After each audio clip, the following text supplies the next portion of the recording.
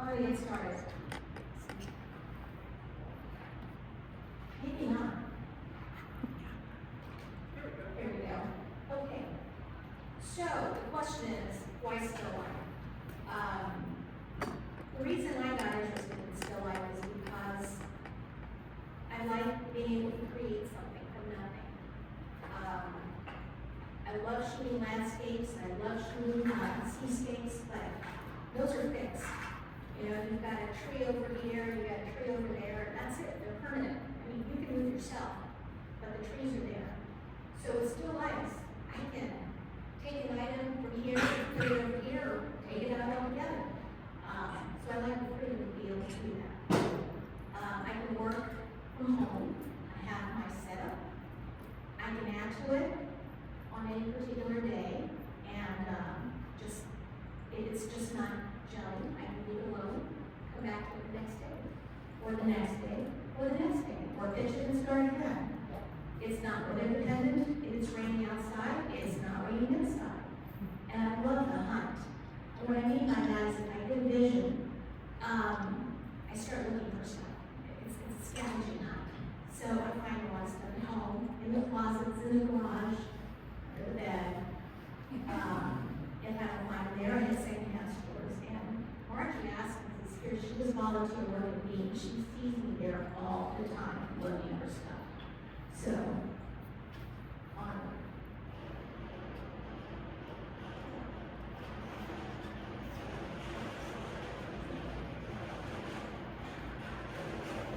Bear with me.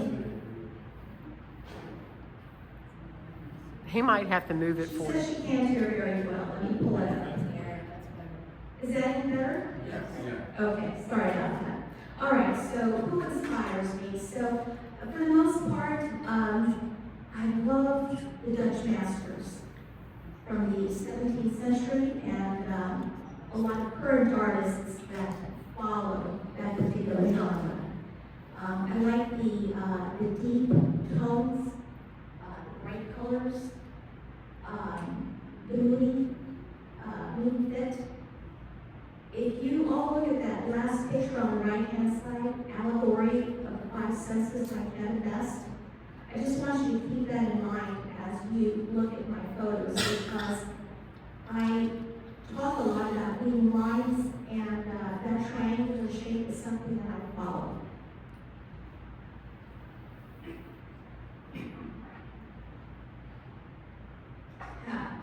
Yes, that is a toilet paper roll. Finding the inspiration. Do you all remember Hurricane Dorian 2019? Okay. So, finding my inspiration. So, me, along with everybody else in the city, was headed to various places looking for the greatest commodity, water, and toilet paper. So I had to scavenge for toilet paper. So I found my toilet paper when I came home and I thought, okay, this is the creation. So here's my still life. I had an idea, I had a vision, and I said, it needs to stand by itself. So here's a full roll and an empty roll. Anyway, just a little comic overlay. So here's my incredibly sophisticated setup. It is, you can see the stairs, go up to the second floor. It's a loft area, and I shoot here because I've got great lights from the skylights. Most of my work is done here. And the best light that I find is afternoon light, like say 3:30 or so till about 7. And of course it depends what the season is. Pretty much 3:30 to 7 I'm free to shoot. Actually, I can shoot much later than that, but then I have to crank up my shutter speed. Or I should say my exposure. All right, so props and such. So other than the backdrop that you saw, I've got a 30 by 30 canvas board. I've got this window pane. It's an old window pane. That lace curtain that you see there, I use that in front of the window pane sometimes because it gives a texture. So oftentimes I'll prop the window pane either in front of the window or against a wall with light coming from the side, and the effect is really cool. again, I scavenge the stores for anything that I can use as a backdrop. I use old curtains, balances, I purchase backdrops sometimes, cloth backdrops or velveteen fabrics, anything that works, I'll just bring home. Anything that has rich colors and texture, I'll bring home. Most of the stuff that I will go through tonight is going to be natural light, but on occasion I do use artificial light. I have 8200, a Godox 8200, I've got a speed light 600, and that last guy in there, yes, you can use a flashlight. And all it has is a Gary Fong diffuser attached on the front, which you can use anything to diffuse your flashlight. So the process begins. So as you can see, I moved my backdrop just a tad. It's kind of cockeyed. And I can tell it's about 3:30 in the afternoon because of the way the light is filtering through. So at this time, I wanted to use that gold curtain which I had just purchased, and I had this vision. I thought, I want to create something that's kind of old world. And so I put this rug on top of the table. I started with the curtain, and I thought, okay, I found all my props. It wasn't coming together. So what I do at this point, which I've done several times, is I'll pull out landscapes. And believe it or not, I do get a lot of help from landscapes. And the reason for that is because if you look at you've got a high point. Well, first of all, what I did was I just kind of looked through a bunch of landscapes and I came across this seascape. And most of you know this is McQuay Falls, Big Sur. And so what I liked about this, I thought, yes. So the greenery on the left-hand side mimics the tall part, which is where the gold curtain is. And I thought, okay, now I know what I want to do. I want it here. And so I studied this a bit, and this is what I came up with. Okay, so here we go. So you see the tall part. I've got a base, and then I thought, okay, my first tier, that's where the bread is. My second tier, that's where I've got some food in a pan. And then I have that red thing, whatever it is. And then all of a sudden on the forefront is my food. So the food is so, I don't know, does that make sense to you what I'm trying to say? I get my inspiration by looking at stuff in landscapes because all of a sudden it comes alive. I see shapes, and then the shapes take place, and then there's my landscape, there's my still life.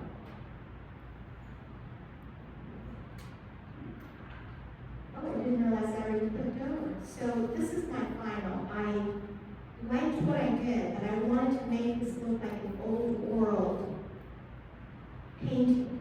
So I ran this through topaz too, to give it a painterly look. Now I'm satisfied with it. It was more like a 17th century painting.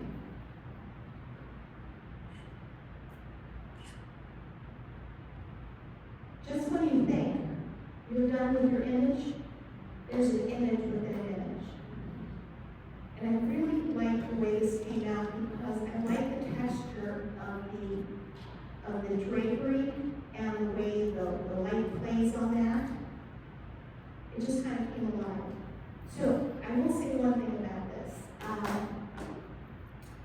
Oftentimes, if I have a lot of items in my still, I will focus stack.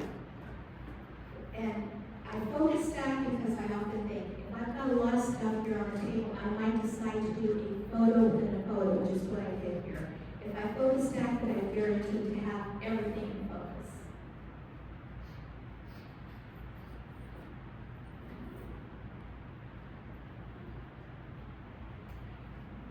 All is in the air. So during October, we all know the decorative squashes everywhere, right? And I love this stuff. So I thought, well, I'm just going to buy a bunch of this stuff and make a picture. And it wasn't coming together. Oh, interesting. I had, for some reason, I had a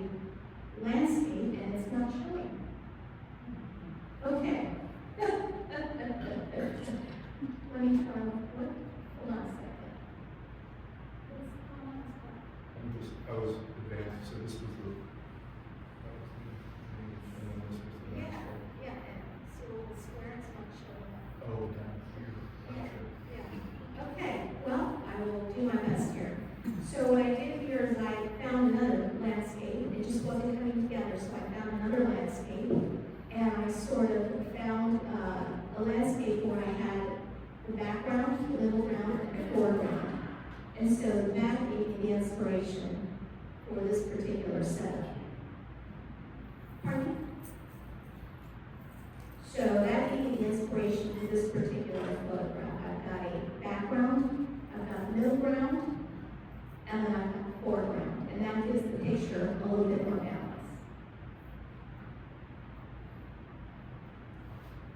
And here's my picture within my picture. Mama, Papa, and baby squash. And I got this picture, I got the squash to stand up with, I just used pins. I stuck the pins in the bottom of the squash in a triangular shape, and I got them to stand up further. So, hold on a second, I advanced too much. Here we go. So this is my tribute to the Southwest.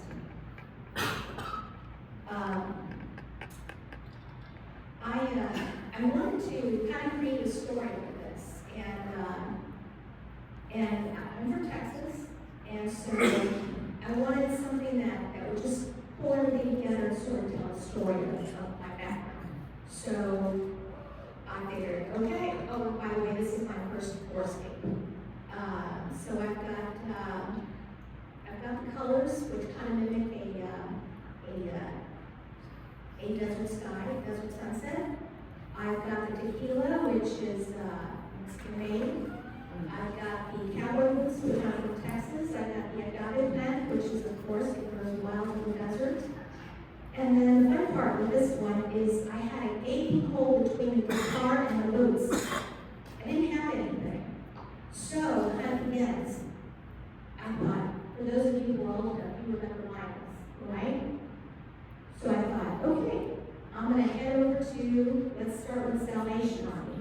And I found 2 vinyls, 77s, and I liked this one in particular because of the bright colors. So as soon as I put those in the center, that created the balance I was looking for. As you can tell in the secondary photo, there's my triangle. Remember I was telling you about Kevin Dust? The other picture of one of the photographers that I admire. So there's the triangle, and as you can see, I think this picture works because you have leading lines that go from the bottom right-hand photo, swings upward to the left, and that gives you good balance. And the triangle is always great. Oh, Bill Black. Does anybody know who that is? Anyway, he did music in the 50s, and there's one artist in particular that made one of his songs very popular, Elvis. Don't be cool. Anyway, just a little trivia. I decided to run it through a topaz, so here's my painterly picture.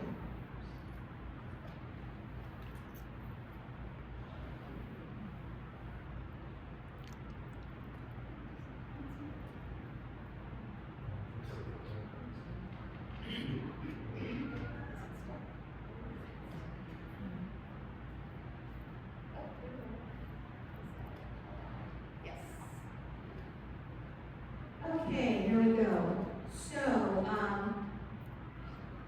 this is Latin, omne trio perfectum, and I can't read my notes, but I think the translation is, anything in Greece is perfect. What I do know is in photography, odds are much better than evens. Odd numbers, 3s, 5s, 7s, look better in a grouping. In this particular stage, I seem to do a lot of 3s, so they work for me. The other thing that I want to talk about relative to this picture, I used petroleum jelly on my vegetables and my fruit. I kind of spray that on the front, it gives it more of a sheen. On occasion, I would spray water to get those little droplets on there. So what I did with this picture is I took greenery from my Confederate jasmine plant outdoors, and I like using that because the stalk and the leaves are really, really firm. So I just stuck a hole in there, and I knew that I wanted a sweep motion going upwards, so that's what you see. So when I took the first picture, I didn't have the negative space. So the next picture I did with negative space, and I thought, that's what I was looking for. And if you see the center picture, the illustration, you can see the triangle, and you can see the leading lines going up. And so I think that's why it works. And I also printed up another picture right next to that with a group of two pictures. And in my opinion, you can kind of see why a three always works better than two. Hello. Yes. At the beginning, you had a flash set. Are you ever using flash on any of these still lives? There is one picture I will show you where I use flash. Every single picture you see right now is natural light. Yeah. Helen, Yes. you talked about using, like petroleum and egg sheen. Have you ever done the opposite, like a cornstarch dull things down? Never. Cornstarch? I've heard that, but I've never tried it. So What that's does why that I do? asked. To double, No. as we just said. What is the corn, and, for those on Zoom, somebody asked if I've ever tried using cornstarch, and my question is why? Take the shine out. To bring down the shine. Oh, Do the other way around. the answer is no, I've never used cornstarch to bring the shine down, but thank you, now I know. Okay. So Mike, if you want us, what do? You make a still life. Now, this particular still life, I wish I could take credit for the cute little lemon in the center with the wine, but I see that in so many still lifes, so I can't take credit for that one. What I will say about that photograph is when I went ahead and set that up, here I go again with my Confederate jasmine greenery. I originally started with some greenery on each side of the base going outward, and it didn't do anything for me. So I went back, got some more greenery, stuck it in there, and all of a sudden I see the circular motion, and I thought, wow, I like that, because that imitates the circular motion on the center lemon. And I thought, I've seen that before somewhere. Well, I went over to YouTube, I went over to Mr. Google, and I thought, Fibonacci, and sure enough, it pulled up the Fibonacci spiral. So you can see the illustration on the bottom, that sort of mimics a Fibonacci spiral. Now, as I said, I didn't set out to do this, but in the process of doing the greenery, I just realized that I had a squirrel there. So maybe that's why this photograph works. Now, I will say, I've got 4 lemons down in the bottom. Shame on me, I should have pulled one out. Magic number is 3, not 4.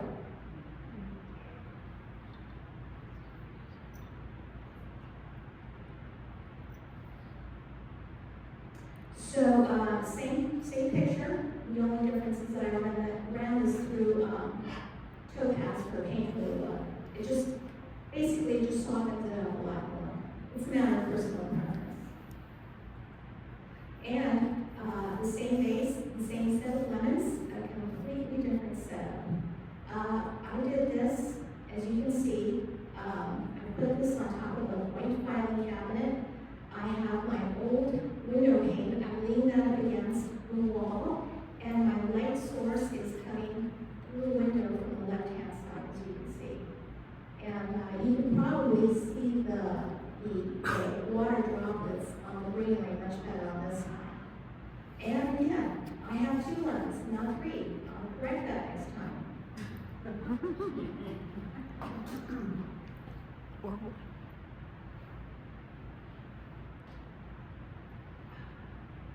I'm trying to advance.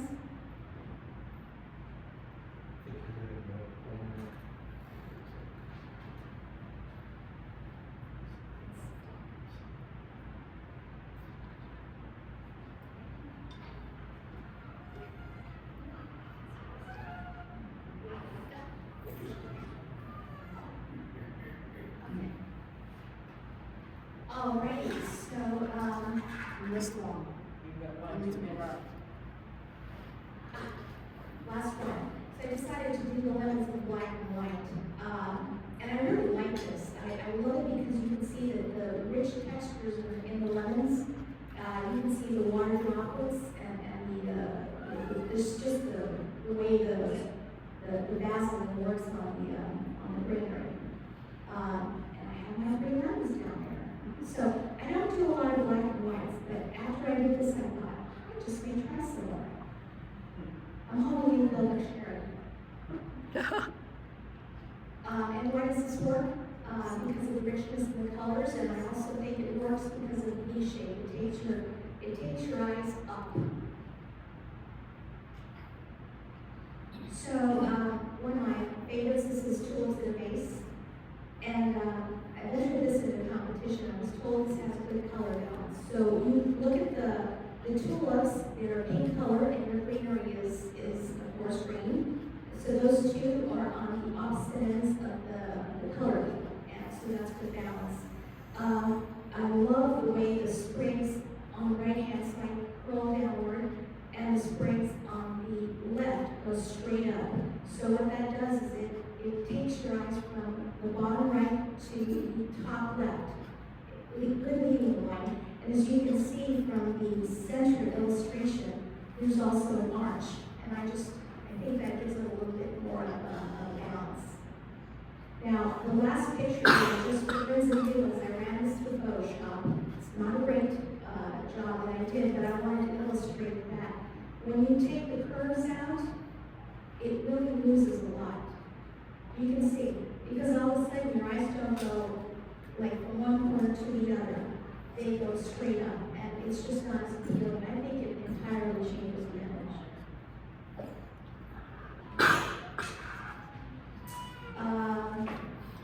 Now roosters, same thing. If you look at the lines, the rooster on the left, essentially you got leading lines from the bottom right to the top left. You've got rich colors.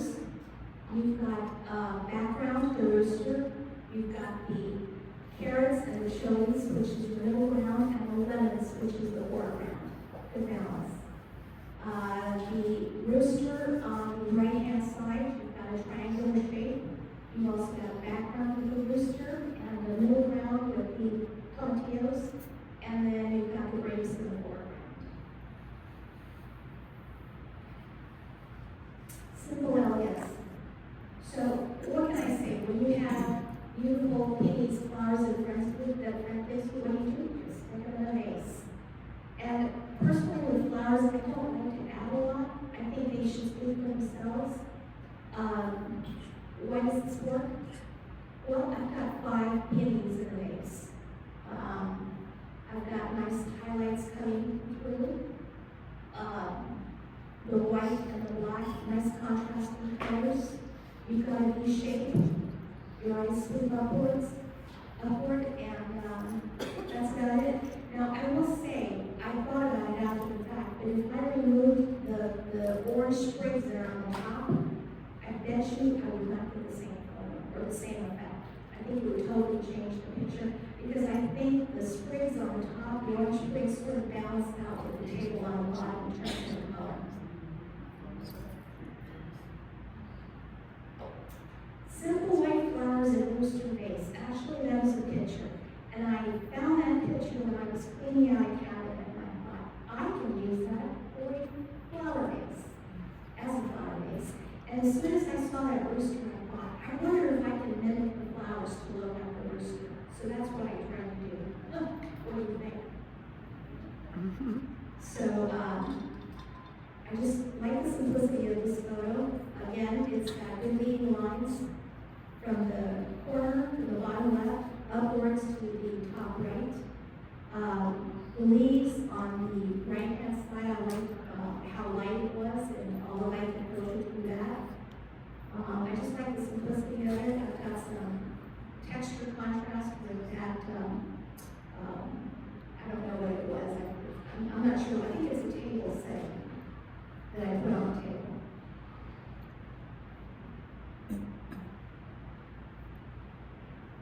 breakfast scene.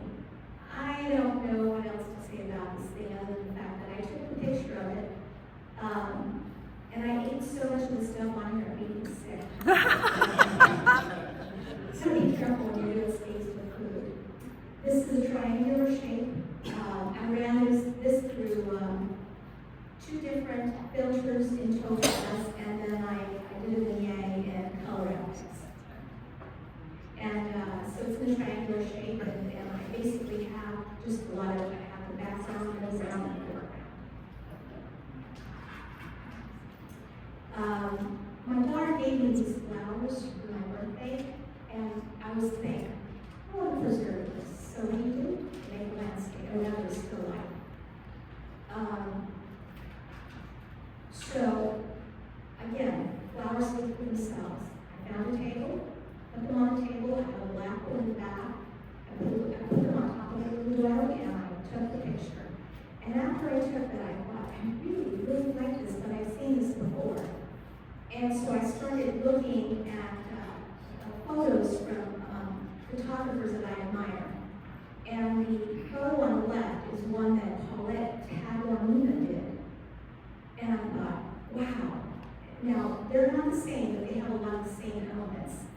Floral with black background, round table, and one item on the table.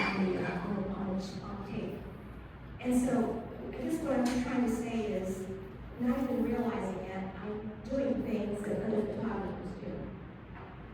Helen, on this one, on that one, you had a nice aperture, but did you focus stack as well? On which one, on this one? This one here. Did I photo stack on that one? Let me put my glasses on and I can tell you just by looking at the.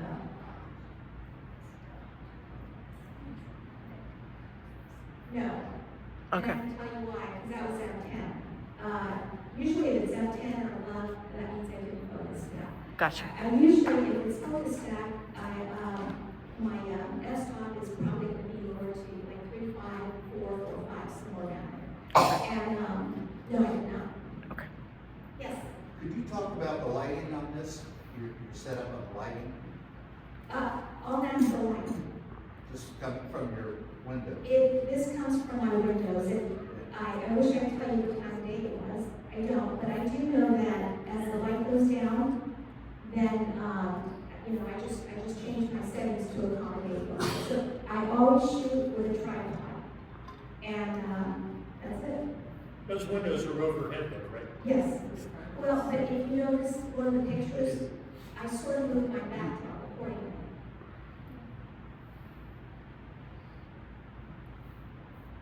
So lilies and lace. I have a sage backdrop, and then this is the lace curtain that you saw earlier, and I just put that in front of the, or I should say, I put it over the sage backdrop. And again, flowers, they speak for themselves. Why does this work? I think it works because of the shape. You've got the triangle, and the eyes, your eyes take you up. You've got a figure 5, not 6, not 4, 5. And white lilies, I love the color that filters through. I like the way the backdrop kind of, it will contrast with the soft silkiness of the lilies. I shoot in other places, so this is my dining room window. So on occasion, I'll just put a little table there and I'll shoot something. This is the picture from that window that I took. Just 3 roses. There we go again. 3 is the magic number. And you can, I liked it because you can barely see the base. And again, it's a triangular shape, so it takes your eyes upward. I don't have the original picture. I couldn't find it. I took this through Topaz, so it has a filter, and I ran it under, I believe it was color effects that I used for the vignette as well. So the other picture is in my kitchen, and I wanted to do something because I liked the way the light reflected off the ground. And here's what I got. So here's the picture that I used artificial light. You can see the picture on the right-hand side. 200. So this is my technical hand, and here I am holding the light, and I have my remote in this hand. So I go like this, shoot the remote, look on the computer, don't like the picture, change my technical hand, take my picture again, don't like that, try again. So this is it, that's about as technical as I get, and I like the way it worked. I've got, I like the highlights on the garlic, and I like the way the reflection comes through on the red.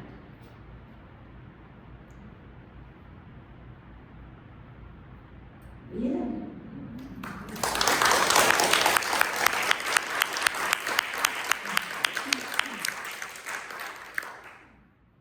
Yes, Silas?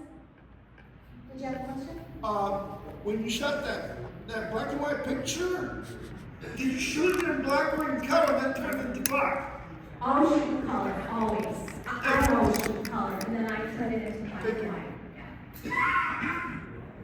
Anybody else? Okay. Do you have any questions on Zoom? No, we don't do that. Okay. Okay. Thank you all.